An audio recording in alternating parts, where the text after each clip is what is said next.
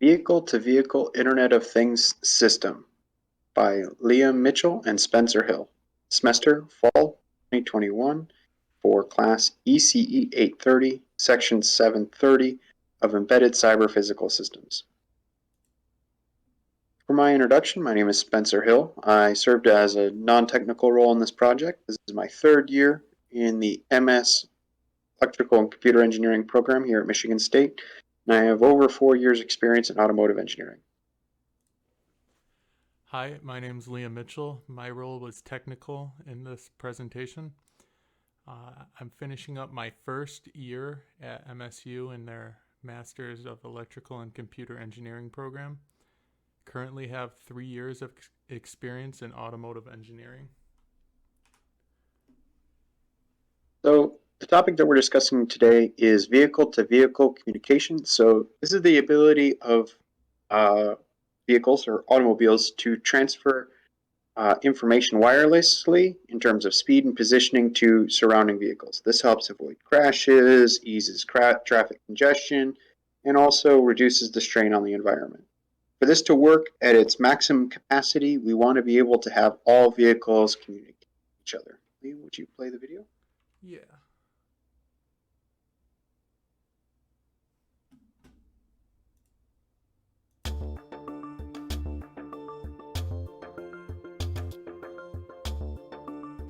Imagine a future where vehicles are able to communicate with each other.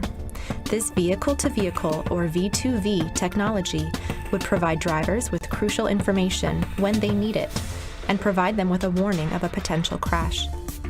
V2V provides drivers with 360-degree awareness of similarly equipped vehicles within a range of approximately 300 meters, or 984 feet. This secure system keeps personal information anonymous and does not track your vehicle. Drivers will receive warnings that inform them of potential hazards through a visual display, seat vibration, or tone. These are only warnings. The driver remains in control of the vehicle at all times. These warnings can help drivers respond quickly to avoid potential crashes. For example, the Intersection Movement Assist application warns drivers when it's unsafe to enter an intersection. The Do Not Pass application warns drivers when it is not safe to pass a slower moving vehicle. The Emergency Electronic Brake Light application notifies the driver when an out-of-sight vehicle several cars ahead is braking. The Blind Spot Warning application allows drivers to virtually see what's happening in his or her blind spot. These are just a few of the apps that may be available to help prevent car crashes in the near future. So how does V2V work? V2V uses a wireless protocol similar to Wi-Fi called Dedicated Short-Range Communications, or DSRC for short. When DSRC is combined with GPS technology, the result is a low-cost V2V communication system that provides a 360-degree view of similarly equipped vehicles within communication range. Transmitted messages common to all vehicles include current GPS position, vehicle speed, acceleration, and heading, vehicle control information such as the transmission state, brake status, and steering wheel angle, as well as the vehicle's path history and path prediction. V2V does not include current advanced technologies such as navigation, internet access, assistance services, rear view cameras, and other advanced technologies. Now it's your turn. Are you ready for V2V technology in your next vehicle?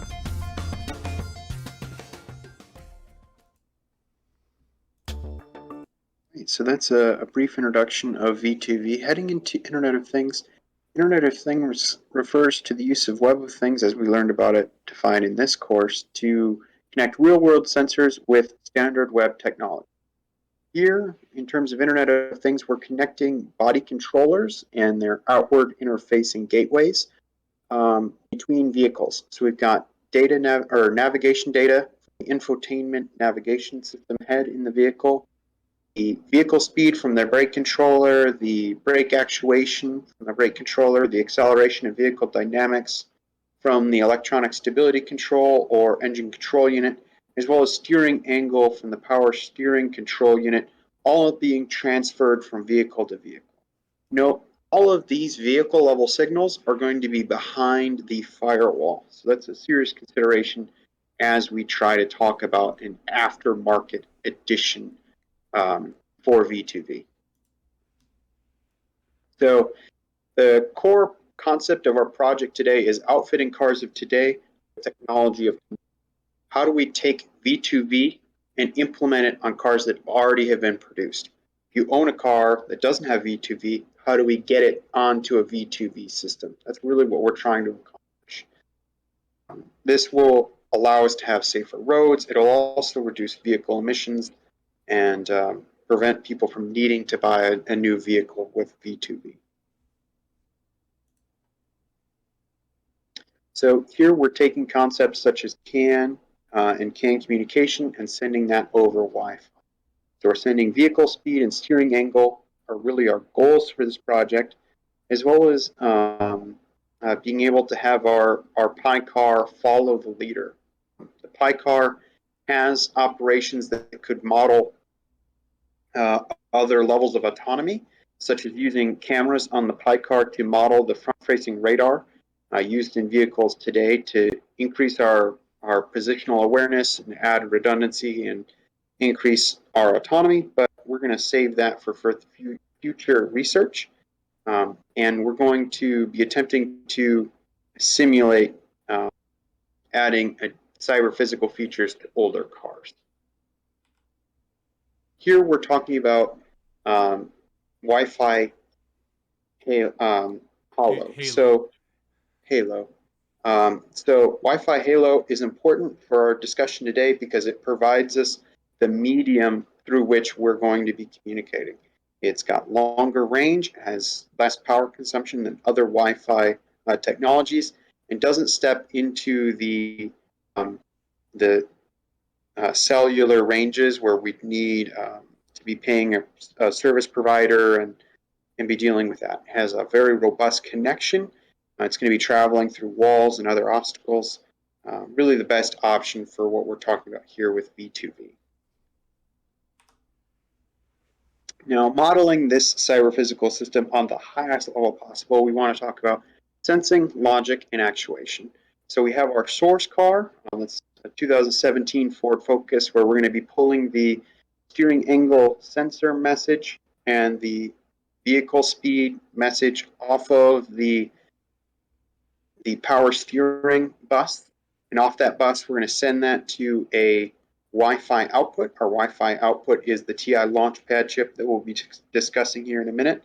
And that will transfer over Wi-Fi to another Wi-Fi launchpad, TI Launchpad, that'll be sending those signals across to our chase car. So our sensing really occurs on the left side here with our Wi-Fi connection, and our logic and actuation all occur at the chase car or at the PiCar level using a Raspberry Pi. So getting into the design portion of the project, the technical part, we used a Sunfounder PiCar kit for demonstrating the vehicle follower. We had two TI CC 3220 SF microcontrollers used for my wireless transmission, and had a Raspberry Pi 3B microcontroller used to drive the Sunfounder PiCar. For powering the PiCar, I happen to have two 18650 2600 milliamp 3.7 volt rechargeable lithium ion batteries. And originally our plan was to use OBDLinkEx to extract the data for the steering angle off of a car's CAN bus. It was going to incorporate the use of a laptop. And then for the software, we used 3 different IDEs. We had TI Code Composer Studio that had a lot of example code that we could use to kind of sew together a bunch of different libraries so that we could create this demonstration project. Energia IDE, that's what was used to actually compile the libraries from Code Composer Studio.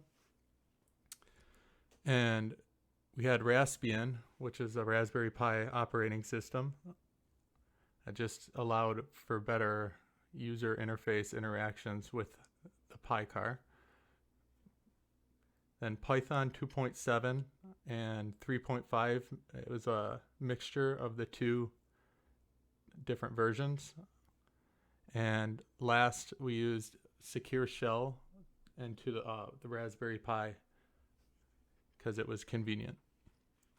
Here's a link to our project repo. I'll have that posted in the presentation.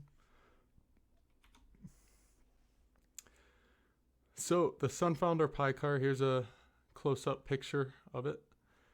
It's a smart sensor robotic car.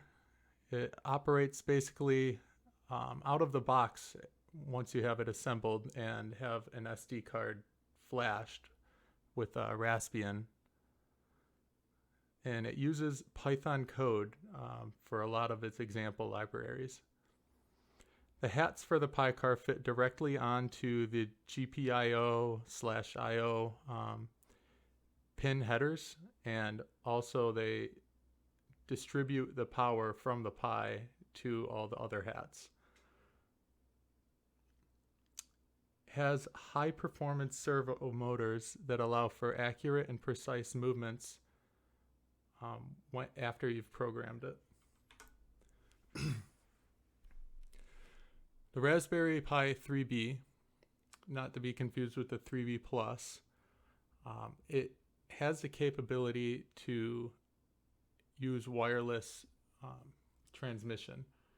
That's why we chose it for this originally, but for this demonstration purposes, we decided to use the TICC3220 pair to kind of show what if cell phones were used to transmit the data or etc.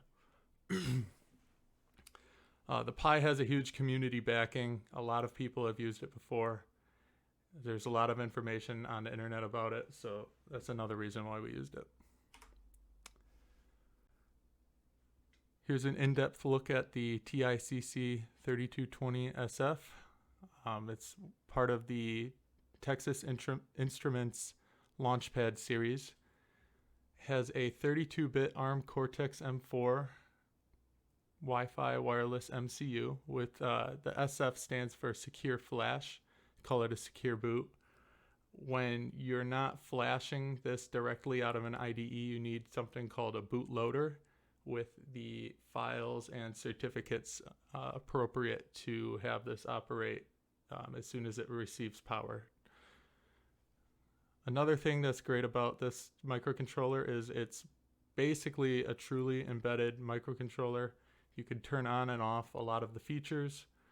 It has onboard 2.4 gigahertz wireless communication, and it can transmit data through I/O pins. UART was one of the communication methods that we used. There's a variety, like I said, of projects in Code Composer Studio. Here's some, I guess, the logos of the IDEs.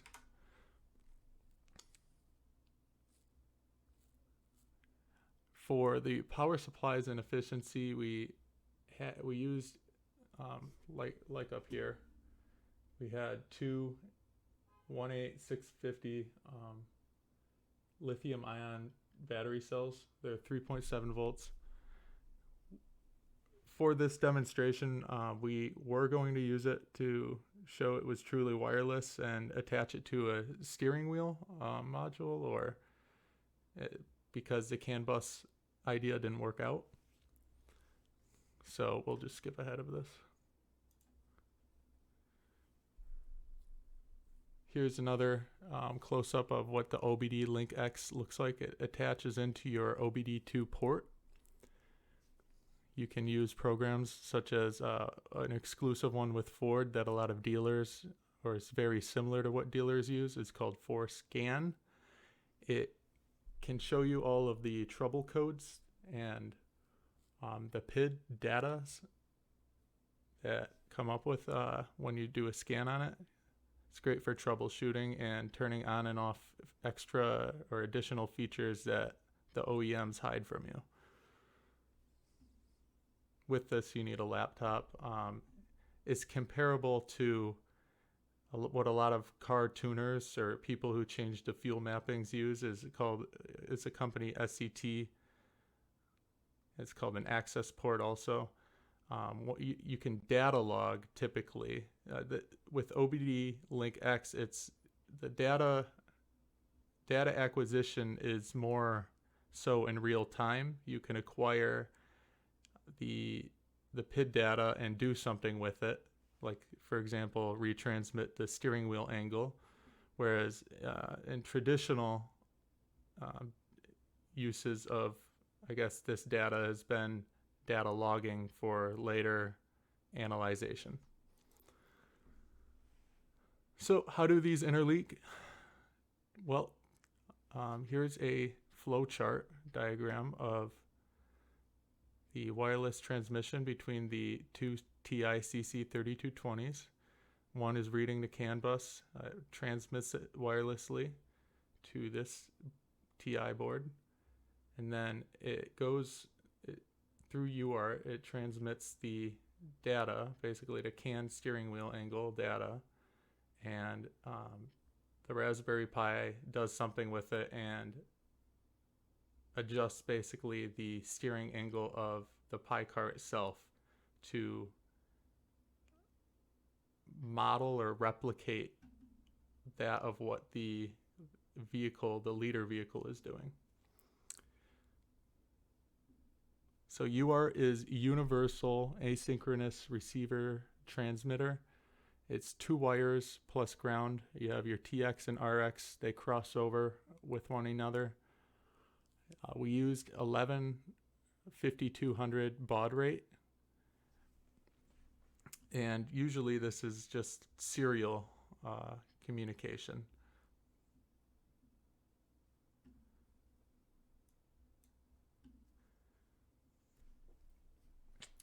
For the feedback control strategy, we don't have any real primary sensors implemented for this design, so feedback is difficult. We had the opportunity to use a camera, ultrasonic sensor, line follower, and a light follower, but instead we're attempting to demonstrate the use of CAN messages on a leader vehicle transmitted to a follower vehicle for general steering angle. This could also be used for vehicle speed, braking, and inter-car communication. One of the methods that, I guess, or areas that we could focus on for feedback is in regards to the wireless transmission, or TCP. It's a useful form of feedback. So TCP as feedback is Transfer Control Protocol. It's essentially like a handshake between two devices. In the sense, it catches errors in messages and uses bit parity and checksums across a network to figure out if the messages are being sent successfully. This creates like a number of success rates that you can measure as a form of feedback if you're transmitting the information continuously. For throughput, you can measure the amount of packets or the speed at which you're sending the data.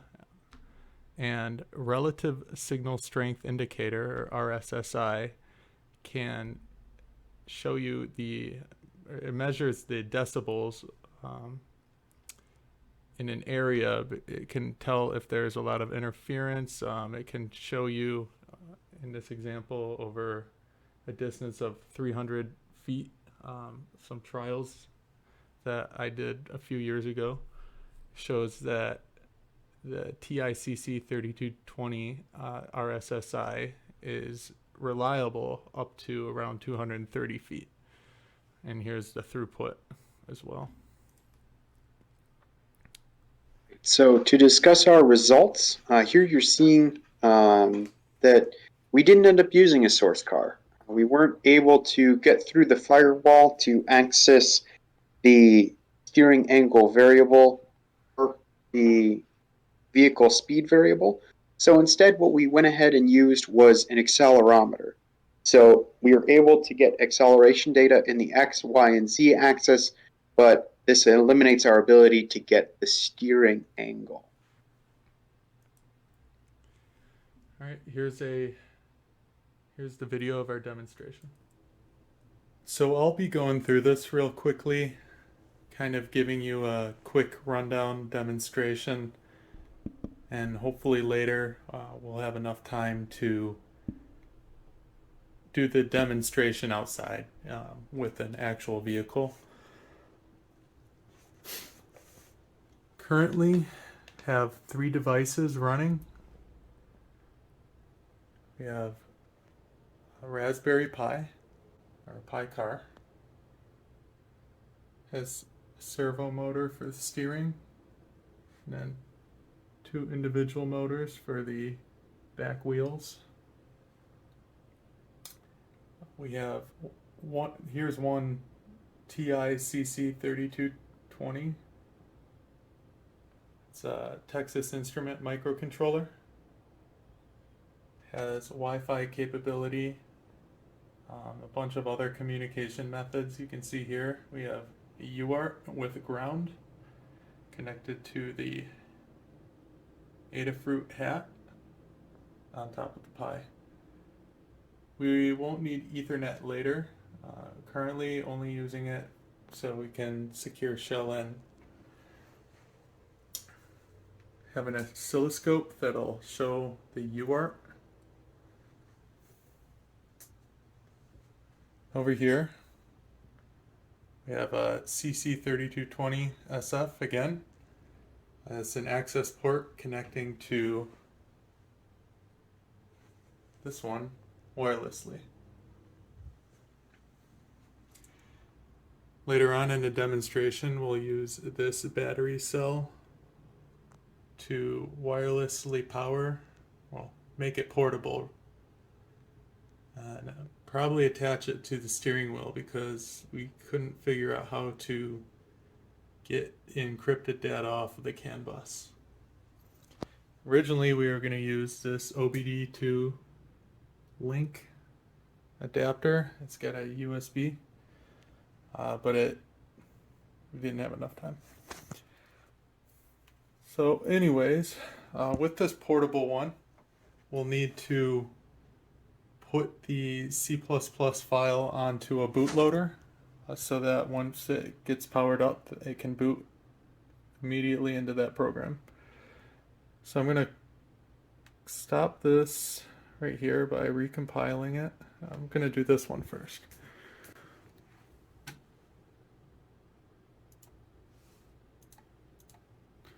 Alright, you can see it stopped. Alright, ready for transmission. Yeah, this board has an accelerometer on it. You can see the data is changing based off the x-axis when I move it or rotate it. So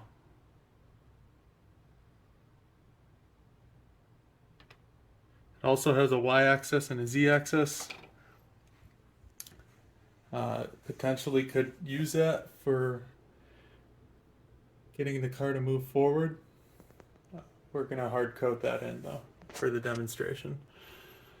Alright, so over here you can see if I hold this over. Right now it is flat, as flat as I can make it. Alright, and then if I rotate it, you can see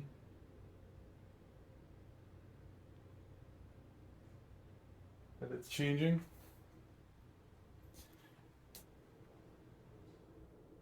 Over here, the UART, Raspberry Pi isn't receiving anything, even though the CC3220 is sending UART TX, but this RX is not open or reading. So you can see here, when I rotate it, values change.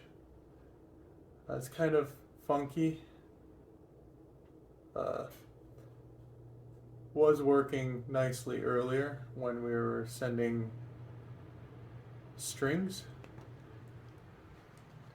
large byte strings. Now we're only sending 4-byte integer.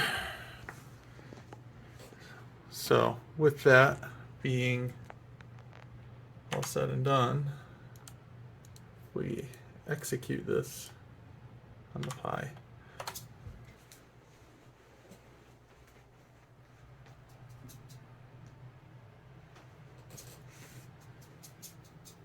So as I rotate the accelerometer, the steering changes. So this is straight. I wanted to go left. I rotate the board. Yeah. Right now it needs to be swapped. It's kind of inverted.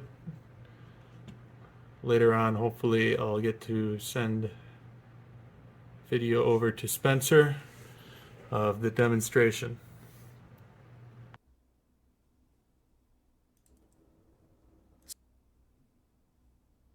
So now to analyze our CPS. The two metrics that we chose to use for this were the ability to forecast change of other vehicles and the ability to forewarn our driver of other vehicles. So forecasting the ability to predict or estimate a future event or trend, forewarn, to inform of danger or possible problem.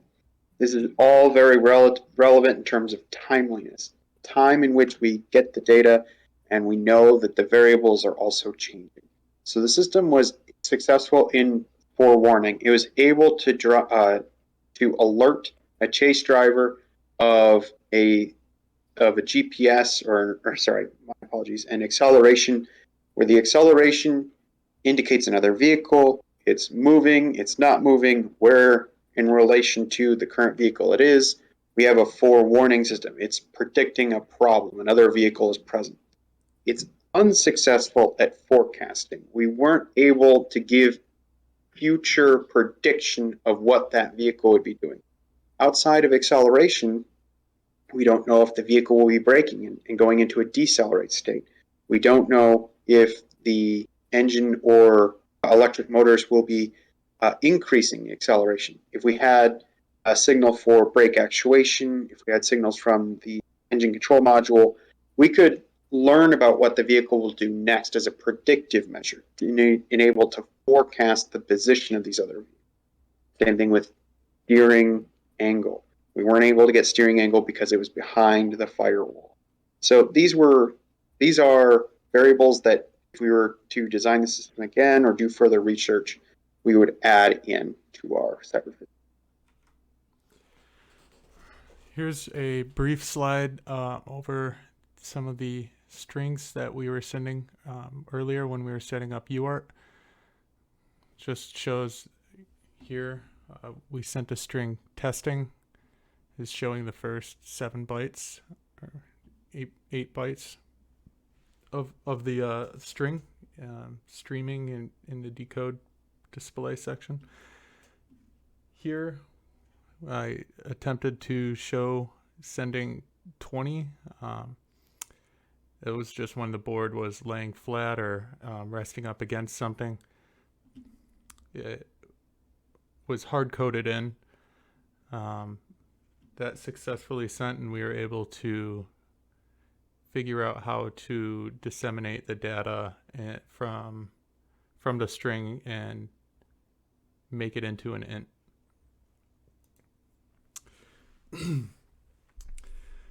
Here's another slide showing the x-axis accelerometer data. When you turn the board it depends on which orientation you have it. When you turn the board, let's say right, it should be in the positive. When you turn it left, it should be negative. Realistically, we're going to tape the board with the battery attached to it to the steering wheel, and it would be accurate or so much so up until 180 degrees on the steering wheel, and then past that the data would be misaligned and would not be reliable. Key aspects that we explored were really communication. The communication of a system really defines how it works. V2V is only really being made possible with the Wi-Fi halo that we've discussed. This wasn't previously possible in the early 2000s. We were still exploring the implementation of CAN buses at 1 megabits per second, whereas Wi-Fi today runs up to 400 megabits per second. Our communication strategies and understanding the changes in communication, how they affect cyber physical systems are key to this. All right, here's our references. And if you have any questions or want to discuss anything further, please email us. Our emails are shown.